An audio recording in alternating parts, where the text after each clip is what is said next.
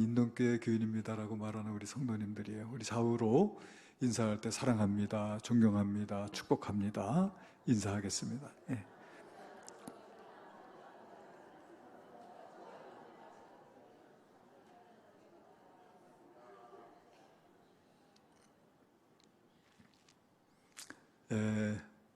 오늘은 아브라함을 편드시는 하나님, 이렇게 제목을 정해봤어요. 여러분, 실수를 통해서 배운다, 이런 말이 있지요. 실수를 하면서 배운다, 이렇게 그런 말이 있는데, 이 말을 전면으로 반박한 단체가 있어요. 실수를 통해 또다시 실수하는 법을 배운다, 이렇게 주장한 분들이 있어요. 그냥 대충 하는 소리가 아니고, 이분들은 캐나다 온타리오 주립대 연구진들입니다. 2008년도에 liveScience.com이 이 연구를 인용해서 보도를 했는데요. 그러니까 우리가 이제 실수를 하면서 이제 실수하지 않아야 되겠다고 생각은 하지만은, 실수를 하면서, 그 실수를 하면서 또다시 실수하는 법을 배운다.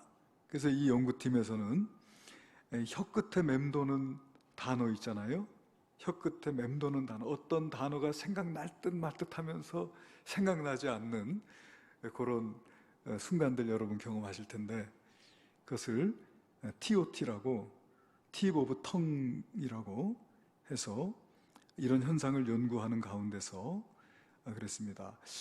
생각나지 않아서 안타까워하면서 이제 그 단어가 생각이 나면은 속이 시원해지고 다시는 그 단어를 잊어버리지 않을 것 같지만은, 똑같은 상황이 되면은 그 단어를 또 생각하지 못한다는 거예요. 그러면서 기억하지 못하는 시간에, 그러니까 막 생각해내려고 애쓰는 그 순간에 이 두뇌 속에서 실수 회로를 만든다는 거예요.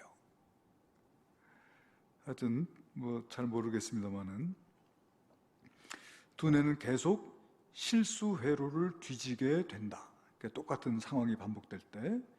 그래서 답을 찾아 헤맨 시간, 답을 찾아 헤맨 그 시간이 오류를 학습하는 시간이다, 이렇게 주장을 합니다. 그래서 실수를 우리가 거듭하는 이유, 왜 똑같은 실수를 반복할까?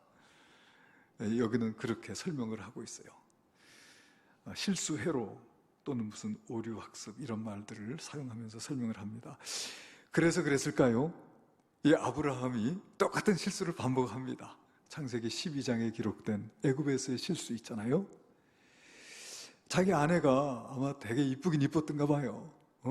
그 아내 때문에 자기가 죽을 것 같은 생각이 들었으니까, 그래가지고 아브라함이 어디를 가든지 자기 아내에게 말하기를, 나를 오라비라고 해라, 오라비. 그게 당신이 내게 베풀 은혜다, 이렇게 이야기를 하고 다녔어요. 애굽에서 그런 사건이 있었잖아요. 애굽의 바로가 누굽니까? 애굽의 왕입니다. 바로는 말하자면 신적 존재였어요. 로마 황제와 마찬가지로 자기가 신의 아들이라고 주장하고 태양신의 아들이라고 주장을 했죠. 그런 바로가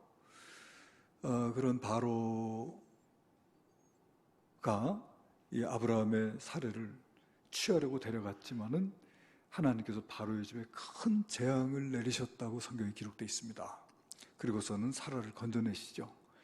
그러니까 그 사건을 통해서 하나님은 애굽의 바로보다 더 위대하시고 크신 분이신 것을 아브라함이 체험하고, 애굽에서 도리어 지참금을 많이 챙겨가지고 나왔었어요. 그런 경험을 하고도 아브라함은 똑같은 실수를 여기서 반복하고 있습니다. 지도가 준비됐으면 좀 올려주시면 감사하겠습니다. 지금 저기 팔레스틴, 이 가나안 땅이 있고요. 그 밑으로 내려가면은 네게부라고 하는 곳이 있습니다. 보이시나요? 네게부. 그리고 그 밑에 보면은 뭐 가데스 바네아, 또 그랄, 술 이런 지역들이 보이실 거예요. 성경에 기록되고 있는 지명이 거기입니다. 아브라함이 거기서 네게부 땅으로 옮겨가 가데스와 술 사이 그랄에 거류하며 그랬어요. 이 그랄 왕, 이 아비멜렉, 그랄 왕 아비멜렉이 아브라함의 아내 사라가 이쁘니까 자기의 첩으로 삼으려고 데려간 것 같아요. 그러니까 아내와 첩들이라고 하는 걸 보니까 아마 아내는 이미 있었고 첩으로 삼으려고 데려간 것 같아요. 근데 아브라함이 그냥 보내지요. 또 사라도 그냥 갑니다. 이게 보통 집안이 아닌 거예요. 여러분, 자기 아내를 지키려고 하는 것은 우리 인류 보편적인 가치 아닌가 싶어요. 모든 남자들이 자기 처자식을 위해서 목숨을 겁니다. 때로는 자기가 죽을지언정 아내를 지켜야지요. 그리고 아내도 역시 마찬가지로 만약에 자기 남편이 자기를 그렇게 대우한다고 한다면 자기 남편에게 어떻게 해야 되겠습니까? 여보, 당신이 이럴 수 있냐고. 응? 어떻게 해서 나를 다른 남자에게 보낼 수 있냐고. 그렇게 해야 되는데 사례는 또 가는 거예요. 그게 이 아브라함의 집안이 별로 좋은 집안은 아닌 거죠. 만약에 하나님께서 개입하시고 간섭하지 않았다면 아브라함의 가족은 뭐 자식도 없고 그냥 헤어지면 그냥 그만인 거예요. 믿음의 조상 어린 반푼업지도 없는 소리입니다. 그렇잖아요? 그런데 하나님께서 개입해 들어오세요. 이 그랄 왕 아비멜렉의 바로 그 밤이라고 성경이 돼 있어요. 사라를 데려온 그 밤이에요. 무슨 일이 있었는지 모르지만 사라에게 손을 대지 못하고 잠이 들었어요. 그런데 그 밤에 하나님께서 아비멜렉에게 나타나서 너 죽었어. 이렇게 협박을 하세요. 그 여인은 남편이 있는 여인이기 때문이다. 그러니까 아비멜렉이 하나님께 항변하지요. 뭐라고 항변하냐면 4절에 그랬습니다. 주여, 주께서 의로운 백성도 멸하시나이까. 그가 내게 자기 누이라고 하지 않았습니까? 이 여인도 그가 자기 오라비라고 하지 않았습니까? 나는 온전한 마음과 깨끗한 손으로 이렇게 하였습니다. 그 말이 어떻습니까? 맞지요? 잘못을 따지자면은 아브라함과 사라가 잘못한 것이죠. 아비멜렉이 잘못한 게 아니란 말이죠. 근데 하나님께서 아비멜렉에 나타나가지고 너 죽었다는 거예요. 그 여인을 돌려보내라는 겁니다. 네가 그 여인을 돌려보내면 아브라함은 선지자야. 그가 너를 위하여 기도하면 네가 살겠지만은 그렇지 않으면 너는 너와 내 집안 모두 죽을 것이다. 엄청난 말이죠. 그러니까 이 아비멜렉이 돌려보내지 않을 수 없는 거예요. 그래가지고 이제 아브라함을 불렀어요. 아브라함을 불러가지고 아브라함을 책망을 합니다. 한참을 책망을 해요. 자, 9절이죠. 9절, 10절 두 절에 걸쳐서 책망을 합니다. 아비멜렉이 아브라함을 불러서 그에게 이르되 내가 어찌하여 우리에게 이렇게 하느냐?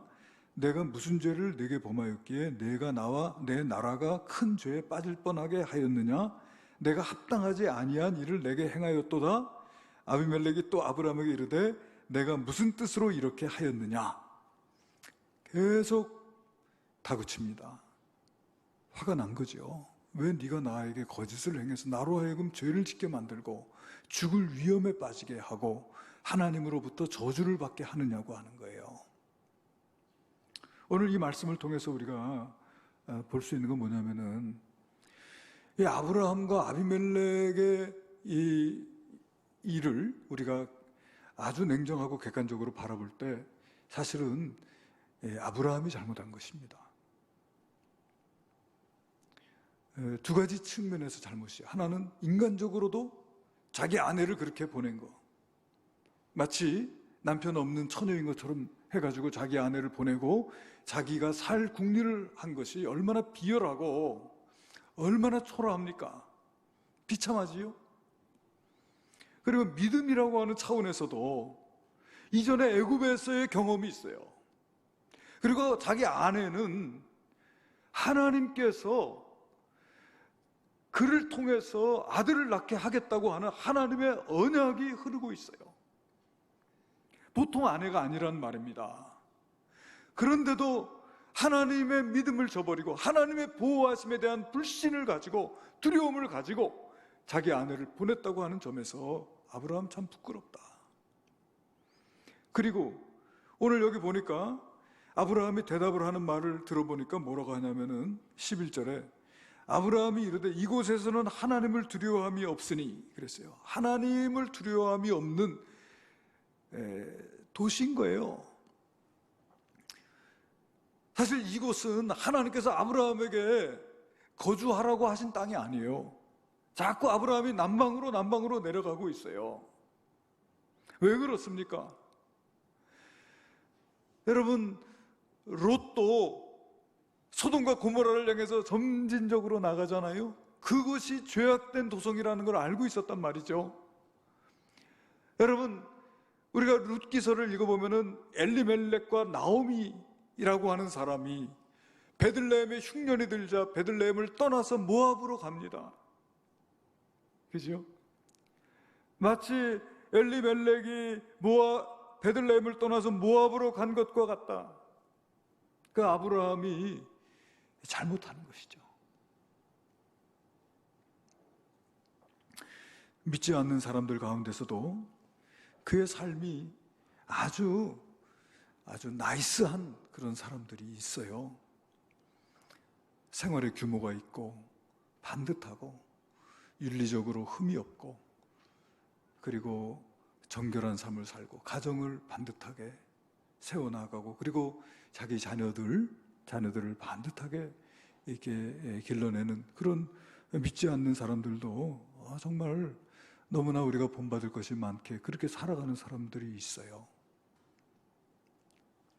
그런데 믿는 자들 가운데서도 믿는다고 하면서도 경건의 모양은 있는데 경건의 능력은 없고 분명히 믿는다고 하는데 삶 속에서 하나님 말씀대로 순종하는 모습은 보이지 않고 그저 이기적이고 그저 말이 거칠고 그냥 뭐 어떻게 정말 그 예수 믿는 흔적을 볼 수 없는 그 예수님의 향기, 예수님의 편지가 돼야 되는데 그런 삶을 살지 못해서 도리어 세상 사람들에게 책망받고 손가락질 받는 그런 일들이 많이 있는 거예요. 뭐 다른 사람 얘기할 거 없어요. 제가 그래요. 제가 부족하기 이를 데 없잖아요. 그러니까 아브라함이 지금 그런 모습인 거거든요. 자, 그렇다고 한다면 하나님께서 아브라함에게 나타나셔야 돼요. 아비멜렉에게 나타날 일이 아니고. 그런데 하나님이 아비멜렉에게 나타나셔가지고 너 죽어. 너희 집안 사람들, 너와 너희 집안 사람들이 다 죽어. 이렇게 하나님께서 협박하시고 아브라함의 아내 돌려보내라. 이렇게 하시면서 한술 더 떠서 뭐라고 하시냐면은 아브라함을 선지자라고 말씀하세요. 그의 삶 속에서 뭐 믿음의 측면에서 보나 그의 삶 속에서 인격적인 삶의 모습으로 보나 그죠? 그의 삶의 태도 속에서 그의 삶에 지향하는 그 삶의 모습을 우리가 보거나 아브라함이 참 여러 가지로 부족하단 말이죠. 그런데 하나님께서 그는 선지자야. 그가 너를 위하여 기도하리니 네가 살 것이다. 그러나 네가 만약에 그를 보내지 않으면 너는 죽을 거야. 그렇게 하나님께서 말씀하고 계시다라고 하는 거예요.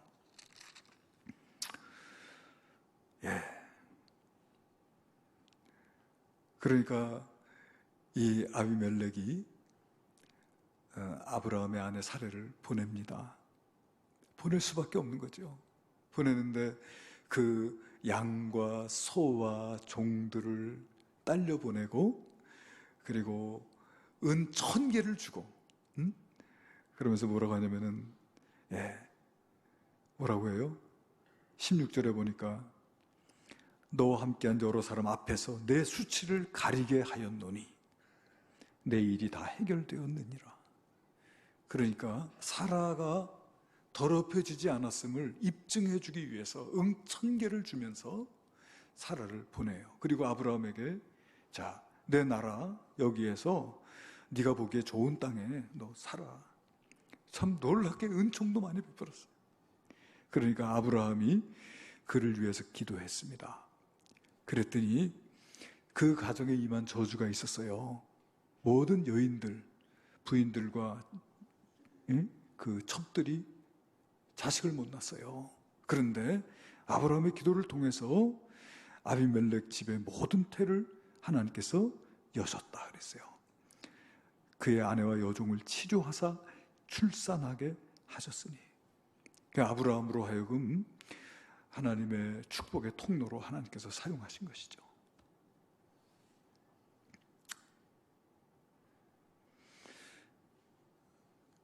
제가 오늘 드리는 말씀을 통해서 여러분 오해가 없으시기를 바랍니다. 뭐냐면은 예수 안 믿는 사람은 깨끗하게 살아도 안 되고, 예수 믿는 사람은 삶은 막 규모가 없이 살아도 예수 믿는 사람은 형통하다는 식의 그런 말씀을 드리려고 하는 게 아니에요. 그런 말씀을 드리려고 하는 것이 아니고요. 여러분, 하나님께 속하자, 또 나는 하나님의 것이며 하나님은 나의 왕이라고 고백하고 하나님의 은혜 가운데 거하기 원하는 자는 하나님께서 책임져 주신다는 거예요. 믿습니까? 부족하지만요, 순종하면 하나님께서 만들어서 쓰세요. 아브라함이 그래요. 너무 부족했어요. 수시로 그는 다메섹 엘리에셀 내 상속자입니다 했다가, 이스마엘이나 하나님 앞에 살기를 원합니다 했다가, 하나님께서 내가 이미 100세 된 사람이 어찌 자식을 낳을까? 내 아내는 90세니 어찌 자식을 낳으리요? 그래서 하나님 말씀 불신하고 못 믿을 때가 한두 번이 아니에요.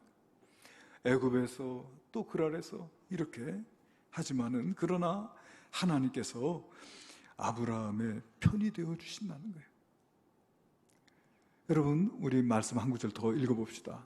창세기 21장, 우리가 오늘 20장을 읽었죠? 21장 22절에서부터 보게 되면은, 그때 아비멜렉과 그 군대 장관 비골이 아브라함에게 말하여 이르되 내가 무슨 일을 하든지 하나님이 너와 함께 계시도다. 할렐루야. 그래서 이제 아비멜렉이 사라를 보내서 아비멜렉과 아브라함이 서로 흩어져서 살았지요. 그런데 이 아비멜렉 보니까 저 아브라함은 내가 생각할 때 참 한심한 사람이거든. 그래, 자기 살자고 자기 아내를 자기 누이라고 해가지고 시집 보내는 저런 비열한 인간이거든. 참 비참하고 정말 상대하기 싫은 그런 인간인데, 근데 참 그 이상한 게, 그 하나님이 항상 아브라함과 함께 하시는 거예요. 오늘 말씀하고 있잖아요. 내가 무슨 일을 하든지 하나님이 너와 함께 하신다. 너는 하는 일을 내가 보니까 참 한심하고 내가 볼 때 참 옳지 않은 일처럼 보이는 그런 순간에도 어떻게 하나님이 너와 항상 함께 하시냐는 거예요. 그러면서 아브라함이 두렵습니다, 이제. 그래서 뭐라고 합니까? 23절에 그런즉 너는 나와 내 아들과 내 손자에게 거짓되이 행하지 아니하기를 이제 여기서 하나님을 가리켜 내게 맹세하라. 내가 내게 후대한 대로 너도 나와 내가 머무는 이 땅에 행할 것이니라. 그러니까 상호 불가침 조약을 맺자. 나를 해치지 말라는 거예요. 그래서 찾아와서 언약을 맺자고 해가지고 아브라함이 언약을 맺습니다. 언약을 맺으면서 25절에 보니까 아브라함이 아비멜렉을 책망하는 일이 있어요. 아비멜렉의 종들이 아브라함의 우물을 빼앗은 일에 관하여 아브라함이 아비멜렉을 책망하며, 전에는 아브라함이 책망을 받았는데 이제는 하나님께서 아브라함으로 하여금 아비멜렉을 책망하는 자리에 서도록 그렇게 하나님께서 인도해 주신 것을 보게 돼요. 할렐루야. 별로 안 좋으세요? 아멘 소리가 작으시네. 여러분, 여기 아브라함은 저와 우리 성도님들을 말하고 있는 것이죠. 우리는 때로는 너무 부족하고 너무 연약하지만은, 그러나 하나님께서는 저와 여러분을 지켜주시고 내 눈엔 보이지 않지만 하나님의 은혜의 손, 하나님의 능력의 손으로 나를 붙들고 계신 줄로 믿으시기를 바랍니다. 시편 91편에 보면 지존자의 은밀한 곳에 거하며 전능자의 그늘 아래 사는 자요, 나는 여호와를 향하여 말하기를 그는 나의 피난처요 나의 요새요 나의 의뢰하는 하나님이라 하리니, 이는 그가 너를 새 사냥꾼의 올무에서와 극한 전염병에서 건지실 것임이니라. 할렐루야. 누구에게요? 그 지존자의 은밀한 곳에 거하며 그 전능자의 그늘 아래 사는 자예요.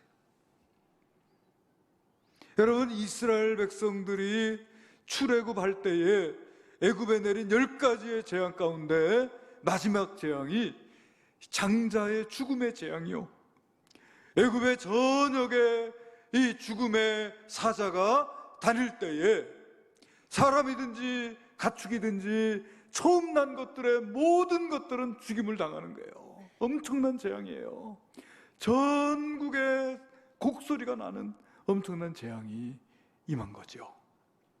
그때 하나님께서 이스라엘 백성들에게 어린 양을 잡아서 그 어린 양의 보혈의 피를 그 집의 문인방과 문설주에 발라라.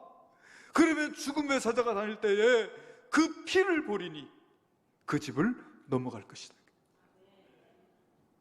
그 집 안에 사는 사람이 얼마나 믿음이 좋고 윤리적이고 도덕적이고 규모가 있는 사람인지는 말씀하지 않으셨어요. 오직 어린 양의 그 피를 바른 집 안에 거하는 자, 할렐루야. 그것이죠.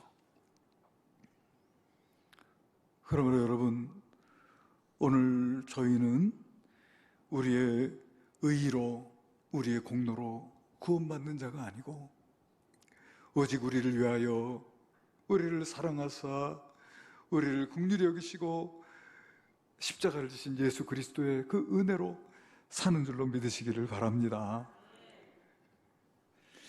여러분, 그러니까 1975년도, 오래전이죠. 오래전이에요. 그때 미국에 자렛이라고 하는 아주 유명한 피아니스트가 있었어요. 키스 자렛이라고 하는. 근데 이 사람이 독일에 초청을 받았습니다. 그래서 독일의 쾰른 오페라 하우스에서 피아노 연주를 하게 됐어요. 피아노 연주를 하는 당일날이 되어가지고 이제 리허설 하겠죠. 무슨 조명이니 객석이니 다 이렇게 준비를 할 때 이 자렛이라고 하는 이 사람도 이제 자기가 연주해야 될 그 피아노를 보기 위해서 그 오전에 일찍 그 오페라 하우스를 찾았대요. 찾았는데 그만 이제 이 피아노를 보니까 피아노가 너무 마음에 안 드는 거예요. 이 공간에 비해서 너무 작고 그리고 너무 오래돼서 낡은 피아노더라는 것이죠. 건반을 쳐보니까 소리가 제대로 나는 게 없어요. 더군다나 이 고음 쪽으로 올라가니까 이게 하도 낡아가지고 소리가 제대로 안 나더라는 것이죠. 그러니까 내가 이 피아노를 가지고는 도저히 내가 연주를 할 수가 없습니다. 그 모든 것을 기획하는 아주 굉장히 유명한 기획자래요. 그래서 모든 것을 기획하는 그 사람에게 이런 피아노를 가지고는 나는 연주할 수 없습니다. 왜냐하면 자기의 명성에 관한 문제고 어떻게 보면 자기 연주자로서 자기의 일생을 걸고 있는 이 문제이기 때문에 내가 이런 피아노를 가지고는 연주할 수 없다. 그렇게 했는데 아무리 이 수배를 해도 이 피아노를 교체할 만한 걸 찾을 수가 없는 거예요. 당일날 그렇게 또 비도 많이 왔다 그래요. 그런 상황에서 이 자리에서는 화가 나가지고 자기 자동차 뒷좌석에 앉아서 분을 사귀고 있고, 근데 연주할 시간은 점점 다가오는데 이 기획자가 이미 표는 전부 다 예매가 다 됐고, 만약에 연주를 안 하게 된다고 하면은 정말 이게 참 큰일 아니겠어요. 그러니까 차에 앉아있는 자렛을 찾아와가지고 선생님 제발 연주를 하지 않는 일만은 좀 말아달라. 그러면서 자기의 기획자로서의 자기의 명성에도 관련이 있고, 정말 이미 표가 다 예매가 돼서 연주하지 않으면 이건 상상도 할 수 없는 일이 벌어지게 됐으니 제발 연주를 해달라고 이제 사정을 했다고 그래요. 그러니까 이제 그를 딱하게 여긴 그 자렛이 그래 내가 연주하겠다. 연주하는데 내가 이 모든 걸 생각하면 안 하는 게 맞는데 내가 자네 때문에 내가 한다. 그렇게 하고서는 그날 연주를 했대요. 그러니까 아마 더 심혈을 기울여가지고 그 소리가 잘 안 나는 그 피아노 건반을 아주 힘있게, 혹시 그림이 준비됐으면 좀 띄워주시면 좋겠습니다. 최대한 하고 이렇게 또 고음으로 올라가야 될 부분은 도리어 저음을 사용하면서 그렇게 연주를 하면서 그 소리가 안 나는 그 건반을 두드리기 위해서 아주 저 고개를 건반에 파묻듯이 해가지고 그렇게 연주를 했대요. 그런데 그 연주가 말이죠, 그 오페라 홀에 모여있는 모든 그 객석에 앉아있는 사람들이 막 소름 돋을 만큼 그런 아주 귀한 연주가 됐었다는 거예요. 그래서 지금 여러분 보신 저것이 그때 쾰른 오페라 하우스에서 연주한 그 연주곡을 녹음한 CD입니다. 저 CD인데 그 쾰른 오페라 하우스가 생긴 이래로 저 CD가 가장 많이 팔린 CD라고 해요. 할렐루야. 여러분, 그렇습니다. 저와 여러분은 어떻게 보면은 아브라함도 마찬가지예요. 그 쾰른 오페라 하우스의 그 공간에 맞지 않는 낡은 피아노와 같이 때로는 비열하고 때로는 아주 궁색하고 아주 참으로 부족한 그런 모습일 수 있어요. 그렇지만은 아브라함을 붙들고 계신 분, 저를 붙들고 계시고 여러분을 붙들고 계신 그분은 전능하신 하나님이세요. 그분은 사랑이 무한하세요. 그분은 변함이 없는 진실한 분이세요.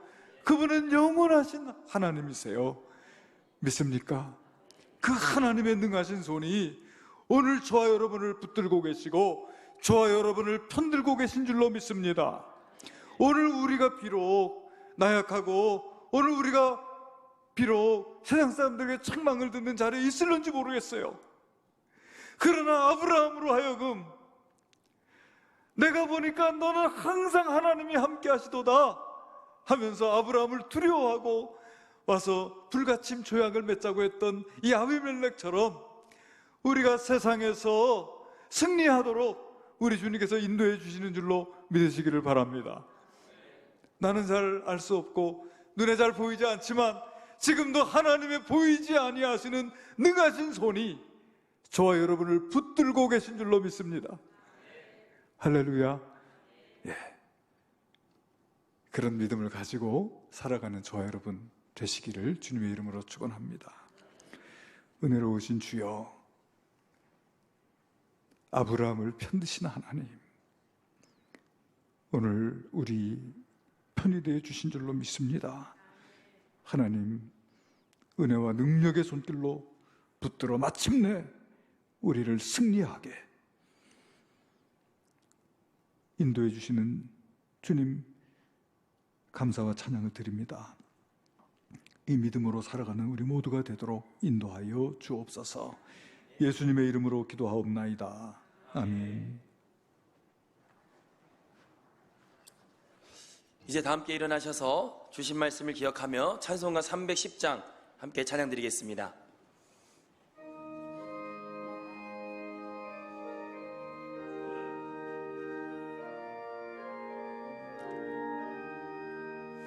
아